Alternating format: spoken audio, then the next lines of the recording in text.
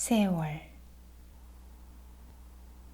자는 이틀 뒤에나 찾을 수 있다고 했다. 병원에 무슨 위급한 일이 생기면 전화하기로 했던 혜정은 전화가 없었다. 무소식이 희소식이라지 않는가. 병원에서 아무 전화도 없는 것을 보면 환자의 상태가 특별히 나쁘지 않은 모양이었다. 수빈이 얼굴이라도 한 번 더 보고 싶어진 상욱은 집을 나섰다. 중환자실의 면회 시간에 맞춰서 병원에 도착했다. 모처럼 수빈은 밝은 눈빛으로 상욱을 맞았다. 어서 와요, 오빠.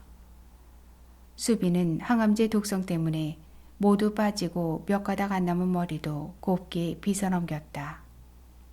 간밤이 잘 잤니? 네. 고맙구나 정말. 고맙긴. 고맙고 감사해. 며칠 못 온다고 했잖아요. 잠깐 들렸어. 오빠, 저 언제 퇴원해요? 곧 나갈 거야. 안 그래도 오늘 의사 선생님과 퇴원 문제를 상의할 거야. 수빈은 소독 냄새에 둘러싸인 병원에서 벗어나 평소에 꼭 한번 가보고 싶었던 곳을 찾아 여행한다는 생각 때문인지 기분이 좋아 보였다. 그런 수빈을 보면서 상욱은 자꾸 가슴이 미어졌다.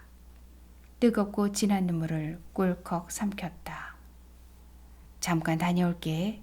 소풍 떠나기 전날 밤처럼 들떠있는 수빈이 앞에 더 서 있다가 아무래도 꺼이꺼이 통곡이라도 할 것 같았다. 상욱이 급히 면회를 마치고 나오자 이어 혜정이가 면회를 하려고 중환자실로 들어갔다.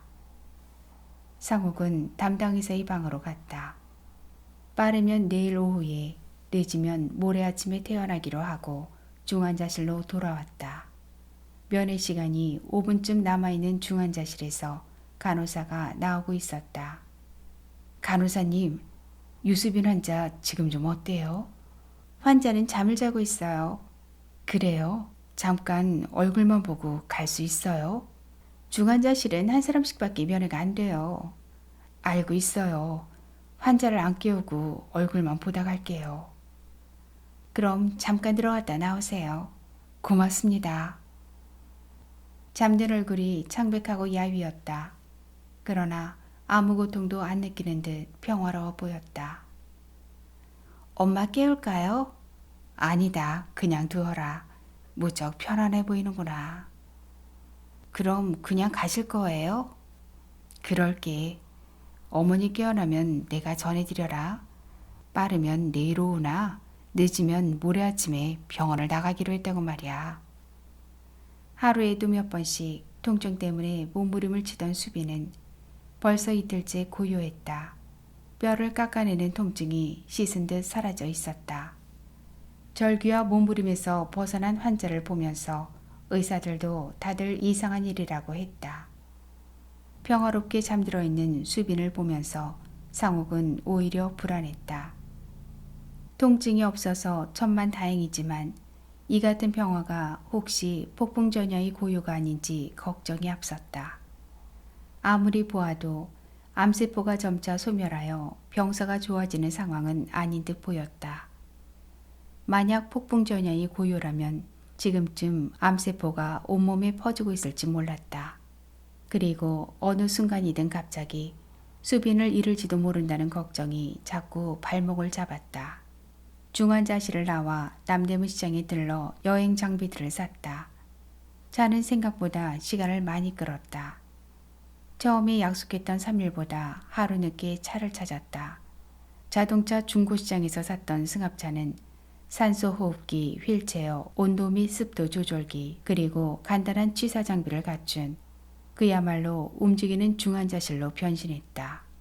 낮에 정비소에 도착한 상욱은 정비사와 시운전을 하느라고 올림픽공원에 들러 반나절 남짓 지체한 뒤에 혼자 승합차를 타고 병원으로 향했다.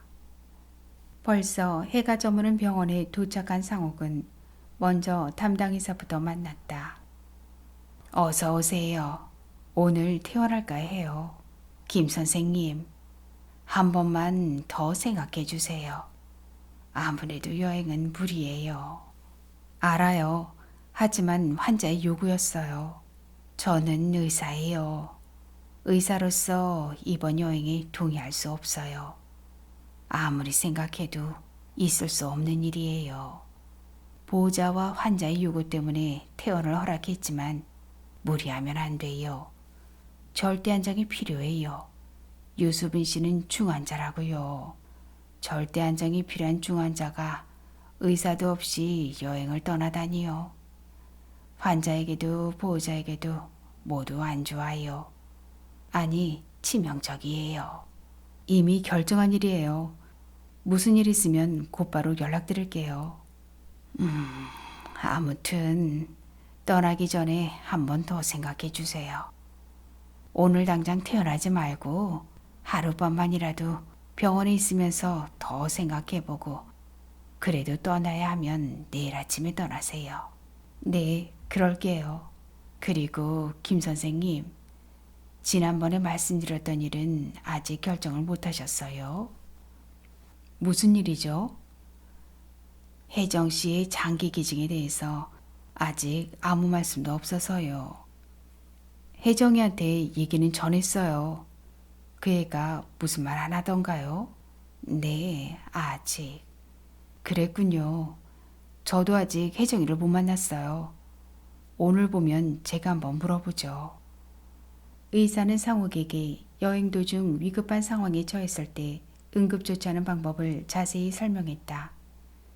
의사는 또 수빈이 병력과 치료에 대한 차트를 복사해서 건네주었다. 어딜 가든 가까운 곳의 큰 병원을 반드시 확인하세요. 가능하면 병원 근처에 숙소를 정하시고요. 그래야 무슨 일이 있을 때 곧바로 병원에 입원할 수 있잖아요. 그곳 의사에게 제가 지금 드린 유수빈 씨의 차트와 소견서를 제시하세요. 도움이 될 거예요. 여러 가지로 고마워요. 여행 중에 불편한 일이 없었으면 좋겠습니다. 여행에서 돌아오면 저희 병원으로 곧바로 오셔야 해요. 그렇게 할게요. 상욱은 담당 의사와 면담을 끝내고 원무과에 들렀다. 그곳에서 퇴원 수속을 하고 수빈을 찾아갔다. 아침에 중환자실에서 일반 병실로 옮긴 수빈은 입원할 때 입고 왔던 옷부터 차려입고 벌써 외출 준비를 마친 채 상욱을 기다리고 있었다. 병실로 들어서던 상욱은 수빈과 혜정이 무슨 얘기인지 잠옷 심각하게 하고 있는 모습을 보았다. 무슨 이야기가 그렇게 심각해? 어머 아저씨! 혜정은 화들짝 놀라면서 상욱을 돌아다 보았다. 오빠 지금 오셨어요? 무슨 은밀한 대화를 나누다 들킨 사람처럼 두 사람은 대화를 멈추고 상욱을 바라보았다. 별일 없지? 네, 엄마는 며칠 사이에 많이 좋아졌어요. 통증도 없었고 아주 없지는 않았지만 심하지 않았어요. 다행이야. 엄마는 꼭 소풍 가는 날 기다리는 어린애 같아요. 기분이 좋으신가 봐요. 그래? 혜정이 설명을 들으면서 상욱은 수빈의 얼굴을 보았다. 오빠, 저는 나갈 준비 다 끝났어요. 이대로 나가면 돼요. 지금 태어나는 거죠? 아니, 내일 아침에 떠나자. 아니, 왜요? 아직 준비가 안 끝났어요? 그게 아니라 오늘은 너무 늦었잖아. 오늘은 병원에서 자고 내일 아침 일찍 출발하자. 그런데 두 사람 아까 내가 들어오기 전에 무슨 얘기들을 했어? 무슨 일 있니? 꽤 심각해 보이던데. 아무것도 아니에요. 상욱이 혜정에게 물었는데 대답은 수빈이가 했다. 혜정아, 무슨 일이야? 나중에 말씀드릴게요. 그래, 그렇게 하자. 나도 너한테 따로 물어볼 말이 있어. 이따 따로 얘기 좀 하자. 상욱은 병상에 성큼 다가섰다. 수빈이 야윈 손을 꼭 잡아보았다. 온기 없는 수빈의 손이 파르르 떨렸다. 떨고 있는 손을 잡고 있으려니 가슴이 저렸다. 수빈을 가슴에 꼭 안고 통곡이라도 하고 싶은 마음이 밀려왔다. 내일 아침에 나가자. 그런데 너 어딜 그렇게 가보고 싶은 거니? 누굴 먼저 만날래? 오늘은 어디로 가서 누구부터 만나야 할지 잘 생각해둬. 내가 도울게. 너 하고 싶은 거 다 할 수 있게 해줄게. 이참에 가보고 싶은 거 다 보고 오자. 알았지? 고마워요. 수빈이 야인보를 타고 눈물이 주르르 흘러내렸다. 수빈아. 상옥은 눈물에 젖은 수빈의 얼굴을 두 손으로 감싸 끌어당겨 가슴 깊이 끌어안았다. 용기를 내. 네 마음먹이 달렸어. 요 며칠 마음이 편하니까 아픈 데도 없잖아. 여행 마치고 돌아올 때는 지금보다 훨씬 더 좋아질 거야. 절망하지 마. 마음먹기에 따라 병마도 뿌리치고 건강하게 집에 갈 수도 있어. 두고 봐. 틀림없이 그렇게 될 거야. 그래요, 오빠. 그럴 거예요. 마음 편하게 먹을게요. 하지만 너무 걱정 마세요. 지금 나갔다가 영영 못 들어와도 여한이 없어요. 오빠께 미안하지만 전 괜찮아요. 수빈은 이번 일출이 병실 밖의 세상을 마지막으로 보는 여행이라는 사실을 이미 알고 있는 듯 했다. 그래서인지 담담해 보였다. 상옥은 세상의 마지막 여행 앞에서 수빈이 어쩌면 저렇게 평화로운지 놀랐다. 자꾸 목이 메었다. 상옥은 수빈을 계속 안고 있지 못했다. 가슴에서 치밀어 오르는 불덩어리를 억제할 수 없었다. 자꾸만 목이 메어 더 이상 아무 말도 못했다. 오빠, 나 좀 누울게요. 그럴래? 상옥은 수빈을 침대에 누웠다. 수빈아, 내일 아침 일찍 병원을 떠나야 해. 그동안 몸도 마음도 안정을 취해야 해. 알았지? 네. 나는 잠깐 나가서 혜정이랑 할 얘기가 있어. 나갔다 올게. 괜찮지? 그렇게 하세요. 그럼 곧 돌아올게. 상호과 혜정은 병원 마당에 나왔다. 마침 벤치 하나가 비어 있었다. 혜정아, 여기 앉자. 그리고 무슨 일 있었니? 아까 어머니와 무슨 말을 그렇게 심각하게 해? 아저씨, 엄마가... 혜정은 벤치에 앉자마자 흐느끼면서 어깨를 들썩거렸다. 왜 그래? 엄마가 불쌍해요. 엄만 이번에 마지막 여행을 떠난다고 하셨어요. 뭐? 저를 다시 또 못 볼지 모른다며 유언을 하셨어요. 유언을? 그동안 남들처럼 잘해주고 싶었는데 그렇게 못하셨대요. 그래서 미안하다고 하셨어요. 엄마한테 섭섭한 일 있으면 용서라고 하셨어요. 다음 생에 태어나 좋은 가정, 좋은 부모 만나 행복하게 잘 살아달라고 하셨어요. 엄마는 저희들에게 얼마나 좋은 엄마였는지 모르시나 봐요. 저희들이 얼마나 엄마를 좋아하는지 모르시나 봐요. 엄마한테 저희들이 할 말을 엄마가 저희들한테 하셨어요. 저희들은 세상에 어느 엄마도 안 부러웠어요. 저도 그렇고 동생들도 그렇고 저희들은 저희를 낳아준 엄마의 얼굴도 몰라요. 전 한 번도 친엄마랑 사는 어떤 친구도 부러워해 본 적이 없어요. 그런데 엄마는 늘 아파서 저희에게 엄마 노릇을 다 못했다고 미안하다고만 하세요. 엄마 몸 하나 챙기기 바빠서 저희를 잘 돌보지 못했대요. 아무 도움도 못 주고 걱정만 끼치다가 저희들을 두고 떠나게 돼서 미안하다고 하셨어요. 상옥은 울먹이는 목소리를 듣다가 무심코 고개를 들었다. 벌써 저무는 하늘에 개밥별 하나가 떠 있었다. 아무도 엄마가 저렇게 아픈 줄 몰랐어요. 엄마는 밤에 제일 늦게 주무시고 아침에는 또 제일 먼저 일어나셨거든요. 늘 그랬어요. 멀리 반짝이던 개밥별이 흐릿했다. 상옥은 손등으로 눈물을 훔쳐냈다. 지금도 엄마는 저희들 걱정뿐이세요. 아저씨, 저희들 어떻게 해야 해요? 어떻게 해야 엄마가 저희들 때문에 걱정 안 하세요? 상옥은 묵묵히 듣고만 있었다. 혜정이 아픈 마음 앞에서 뭐라고 할 말이 없었다. 엄마는 저희들이 자꾸 엄마의 눈에 밟히는가 봐요. 왜 안 그렇겠니?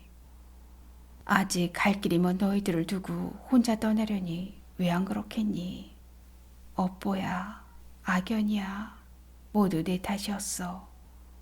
내 업보와 악연 때문에 너무 많은 사람들이 다쳤어. 따지고 보면 내 어머니도 너희들도 다 나 때문에 무너지고 있어. 미안하다 혜정아. 그런 말씀이 어디 있어요. 엄마는 아저씨께 너무 미안하다고 하셨어요. 아저씨가 자꾸 병원에 매이시는 것도 가슴 아파하셨어요. 한평생 집만 된다고 가슴만 아프겠다고 자꾸 우셨어요. 엄마는 아저씨를 정말 많이 사랑하세요. 혜정아, 너는 엄마와 나처럼 사랑하지 마라. 엄마는 어떨지 몰라도 나는 겉돌기만 했어. 겉으로만 떠든 사랑이었어. 아저씨, 엄마가 불쌍해요. 이번 여행에 저도 따라가고 싶어요. 그게 무슨 말이니? 너도 이제 내 생활을 챙겨야지. 언제까지 엄마한테 매달릴 수 있니? 아니요. 저도 엄마랑 같이 갈게요. 그럼 가게는 어떻게 하니? 가게는 아직 괜찮아요. 동네 단골들이 우리 사정을 다 알거든요. 가게도 가게지만 그보다도 아저씨 혼자 엄마를 따라가면 불편한 일이 너무 많을 거예요. 대소변도 그렇고 당장 엄마의 수발도 문제예요. 그런 거야 나 혼자도 충분해. 아저씨도 잠깐씩 쉬셔야 해요.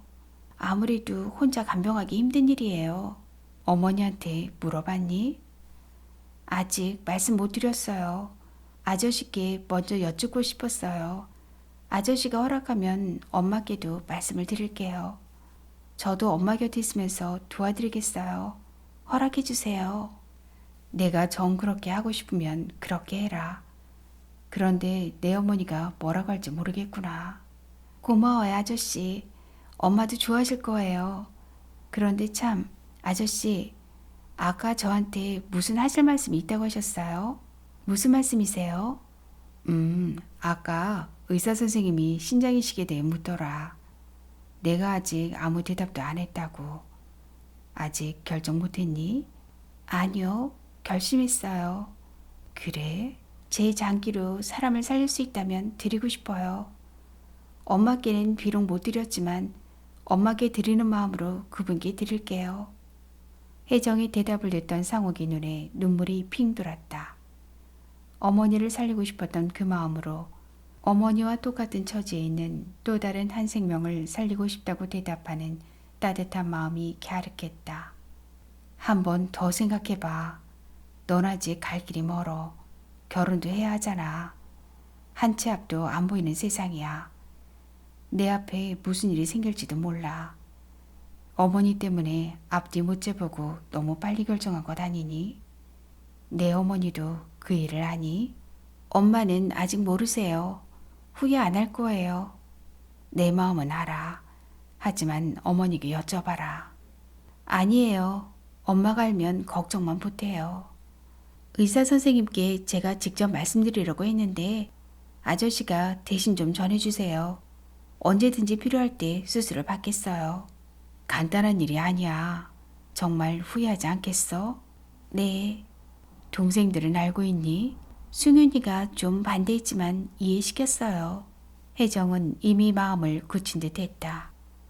병원에서 어머니의 신장 이식을 애타게 기다렸던 혜정은 조금만 일찍 장기 기증자가 나타났다면 어머니의 생명을 조금 더 연장시킬 수 있었다는 안타까운 생각을 아직도 떨쳐내지 못하는 듯 보였다. 상옥은 어머니의 신장 이식을 기다리던 그 안타까운 시간들이 지금 혜정의 선택을 강요했으리라고 어렴풋이 짐작하고는 가슴이 뜨끔했다. 더 늦기 전에 의사 선생님께 말씀 전해주세요. 내 어머니 때문이니? 아니에요. 아니라고? 네, 꼭 엄마 때문에 장기 기증을 결심하지는 않았어요. 엄마 때문에 장기 기증이 뭔지 알았지만 엄마 때문에 제 장기를 기증했다고 마음먹은 것은 아니에요. 어디선가 제 신장을 기다리는 제 또래의 그 사람을 생각해봤어요. 그 사람의 두 아이들도 생각해 봤어요. 아픈 사람도 아픈 사람이지만 그 사람의 아이들 일이 남의 일 같지 않았어요. 아무것도 모르는 그 어린아이들이 너무 일찍 엄마를 잃지 않았으면 좋겠다고 생각했어요. 상옥은 아이들이 너무 일찍 엄마를 잃지 않았으면 좋겠어서 장기를 기증하기로 결심했다고 자기의 뜻을 설명하는 혜정에게 더 이상 할 말이 없었다. 벤치에서 일어선 두 사람은 나란히 담당이사를 찾아가 혜정의 뜻을 전했다.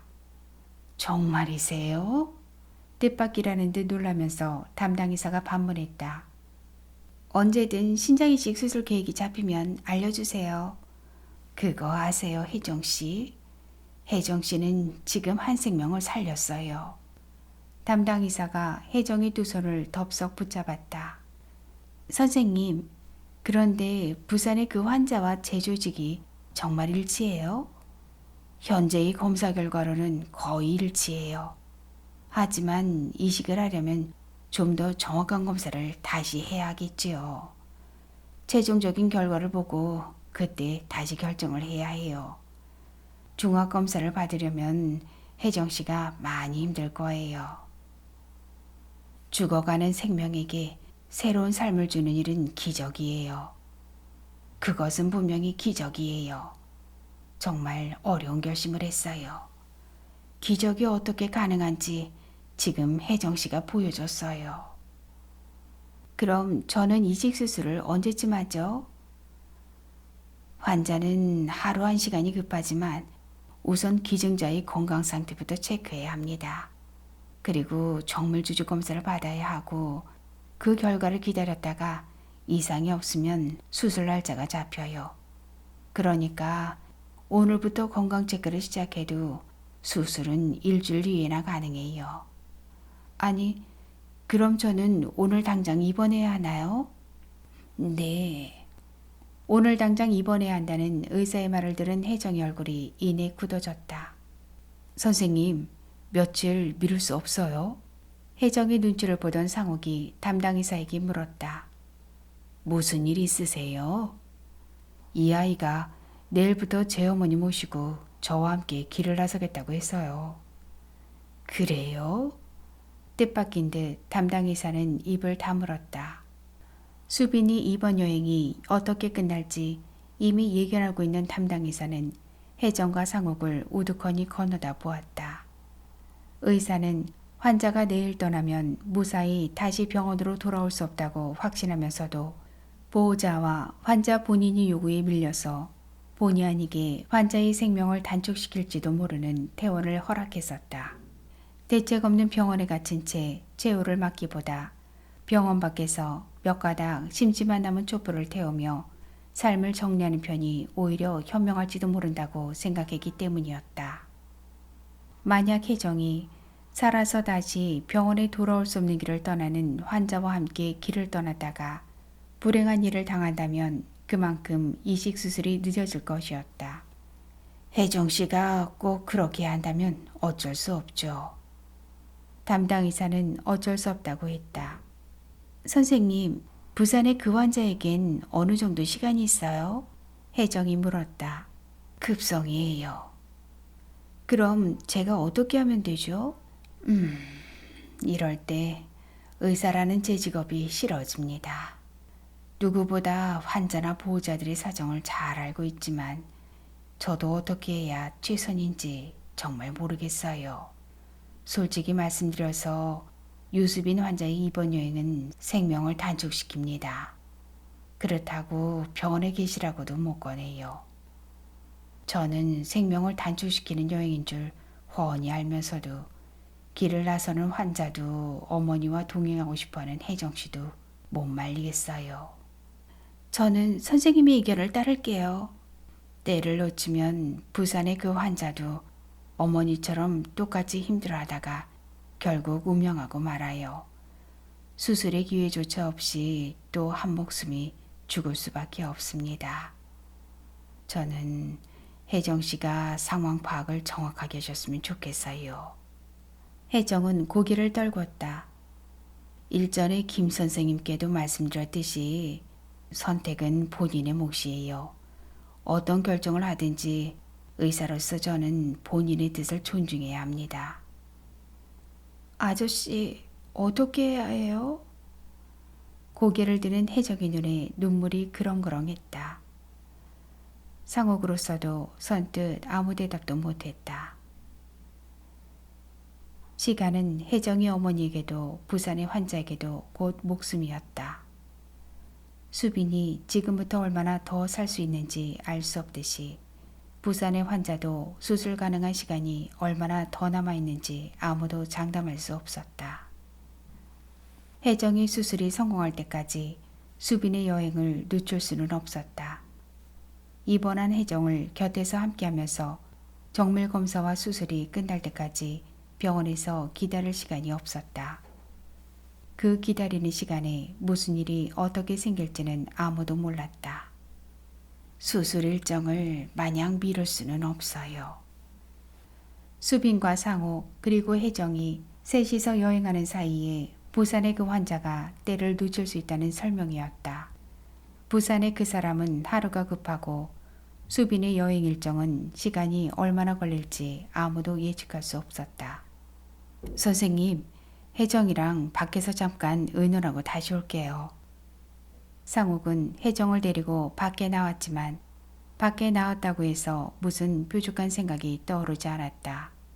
두 사람은 병동 바깥 벤치에 나란히 앉았다. 혜정이 형제들은 친부모와 살던 시간보다 수빈이와 생활한 시간이 더 많았다. 비록 피 한 방울 안 섞인 남남이었지만 피로 맺어진 천륜이 정 이상의 정을 주고받으며 살아왔다. 그런 시간의 한 끝에서 지금 수빈은 마지막 길을 준비하고 있었다. 내일 아침에 길을 나서면 다시 못 돌아올 길이었다. 혜정은 다시 못 올 길을 나서는 어머니를 끝까지 따라 나서고 싶어 했고 아무도 그가 된 혜정의 뜻을 막을 수 없었다. 그런데 지금 생면부지의 한 사람이 혜정과 어머니의 사이에 나타났다. 그 사람은 어머니와 함께 떠나려는 혜정의 발목을 붙잡으려 들고 있었다. 혜정은 돌이킬 수 없는 길을 나서는 어머니와 동행해야 할지 낯선 사람의 목숨을 살려야 할지 갈등하고 있었다. 상옥은 어떻게든지 결론을 내려야 한다고 생각했다. 혜정아, 지금부터 내가 하는 말 오해 없길 바라.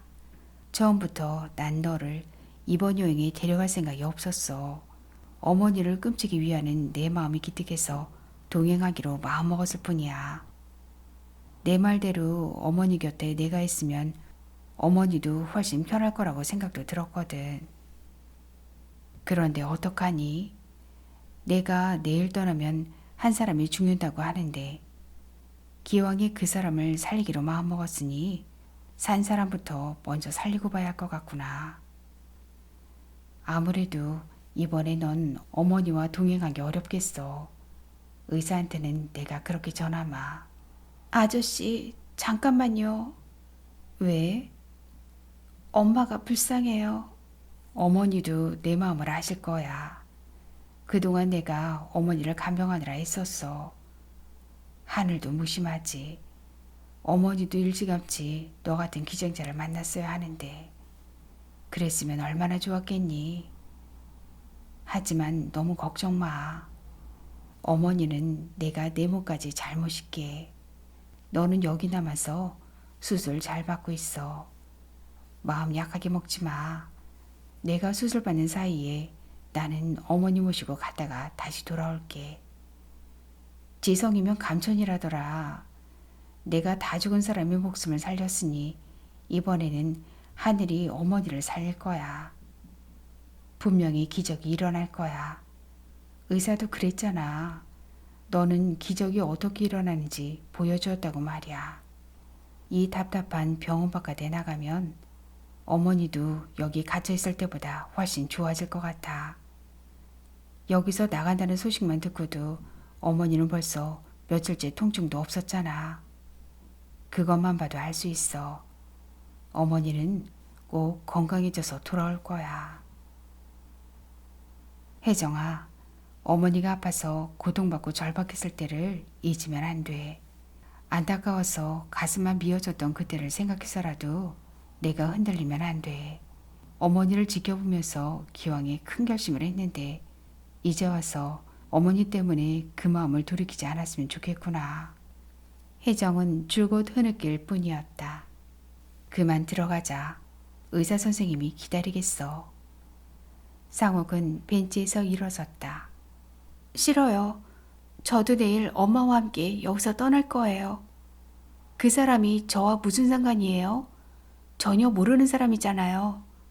저는 그 사람의 얼굴도 한번 못 봤고 이름조차 몰라요. 그런 사람이 죽든 살든 그게 어떻다는 거죠? 전 어머니를 그냥 못 보내요. 저 수술 안 받아요. 상욱은 혜정의 말을 듣다가 벤치에 덜썩 주저앉았다. 아저씨, 의사한테 가지 마세요. 나중에 혹시 물으면 못 들은 일로 해주세요. 아니, 다시 만나지도 마세요. 다들 엉터리잖아요.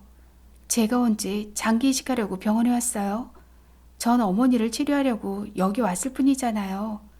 그런데 담당의사라는 사람이 어머니를 치료하기는 고사하고 보호자의 장기를 내놓으라는 거예요. 세상에 이런 억지가 또 어디 있죠? 갑자기 그게 무슨 소리니?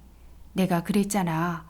그 사람도 그 사람이지만 아직 어린 두 아이들 때문에 그 사람을 살려야 한다고 하지 않았니?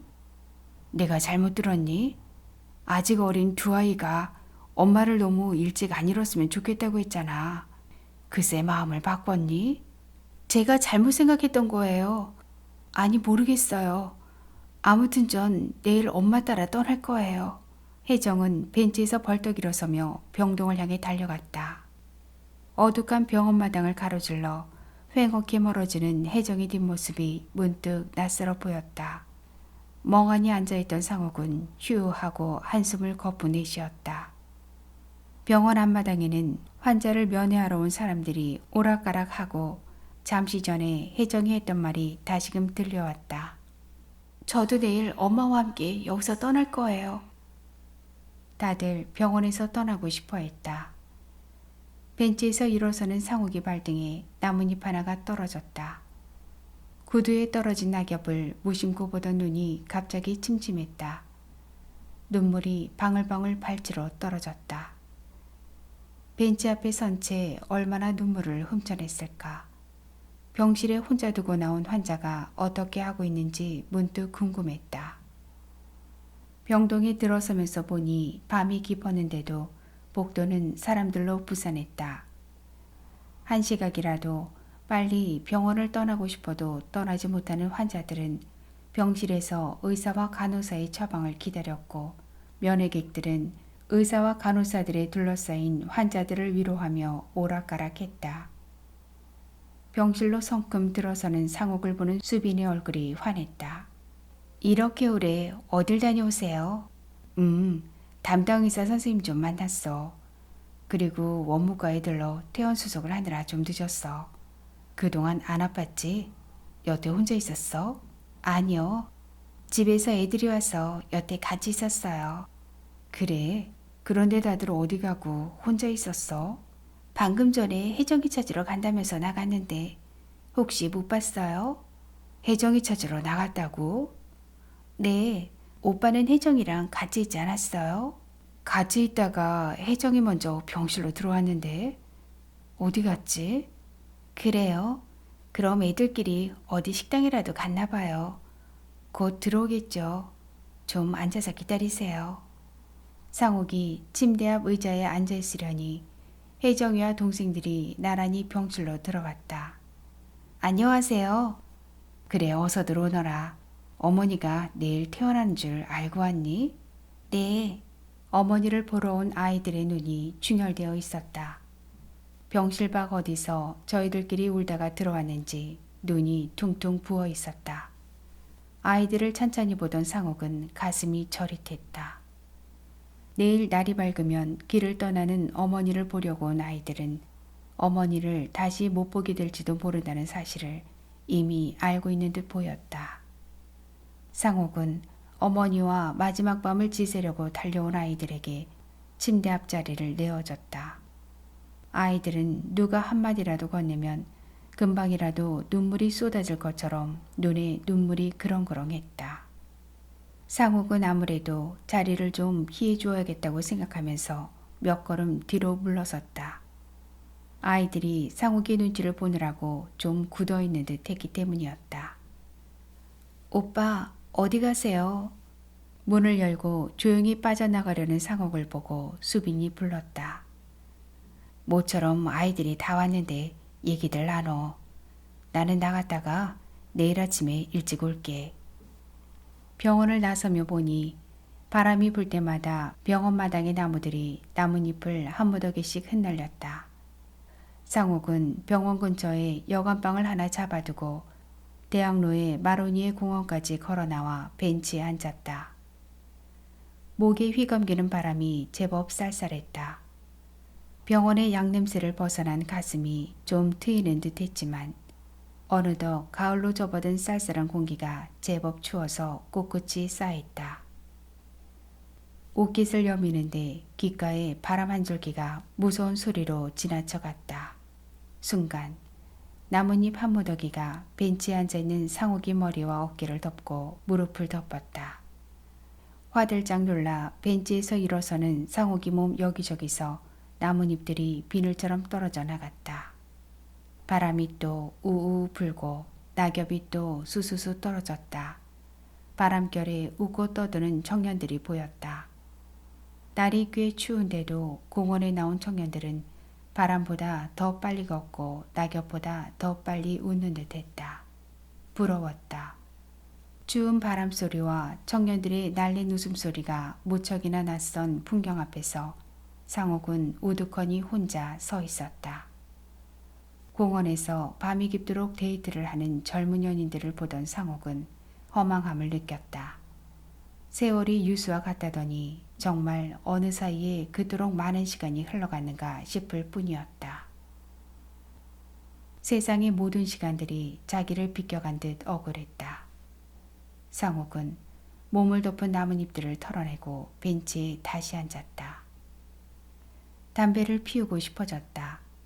담배를 꺼내려고 주머니에 넣었던 손에 까칠한 무엇이 느껴졌다. 낙엽이었다. 방금 전에 바람결에 섞여서 들어갔는지 웬 낙엽이 주머니 속에 있었다. 낙엽은 바삭거리는 소리를 내면서 손가락 사이에서 이내 부서졌다. 상욱은 손가락에 만져지는 낙엽의 느낌에 소스라쳤다. 어디선가 느꼈던 촉감이었다. 상욱은 병원에서 처음 수빈의 손을 잡았을 때 느꼈던 바로 그 촉감을 떠올렸다. 수빈아. 혼잣말로 첫사랑의 이름을 고요히 불렀다. 눈물이 솟았다. 뜨거운 눈물은 눈가에서 이내 싸늘하게 식으면서 얼굴을 타고 흘러내렸다.